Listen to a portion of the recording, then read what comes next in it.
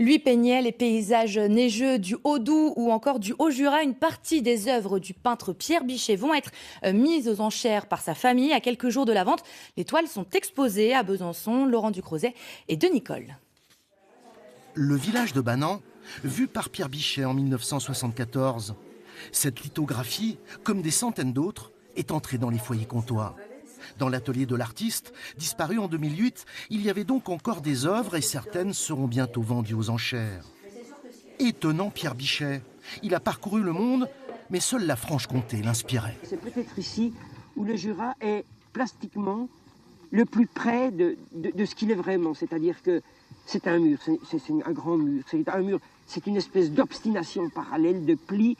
On arrive à en passer un, on en retrouve un deuxième, on en retrouve un troisième, mais ici ça se voit bien.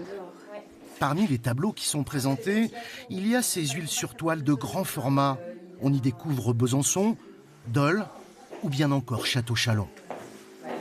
La vente, elle est intéressante parce que forcément, avec 68 œuvres, on a une variété de sujets et on a à la fois des îles et des lithographies. Je pense que Pierre Bichet, il est quand même connu du grand public avant tout par la lithographie, puisque c'est une technique qui lui a énormément plu, qu'il a énormément travaillé et développé. Et puis après, sur ce qui est les huiles, c'est vrai que les huiles de Pierre Bichet, elles sont plutôt très rares aux enchères. Mais chez lui, il y avait également les œuvres d'autres peintres, comme celle d'André Charigny. Il partageait la même passion pour les paysages du Haut, et on trouve même leurs deux noms sur la même toile. Ils s'adonnaient à la peinture ensemble, même si Bichet raconte que voilà, chacun avait sa manière de peindre. Les amateurs qui maîtrisent particulièrement la technique des deux vont peut-être pouvoir réussir à déterminer où Charigny est intervenu sur la toile de Bichet.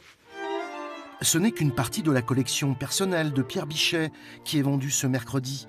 Il y a 3 ans, sa famille avait fait un don de près de 450 œuvres au musée de sa ville natale, Pontarlier.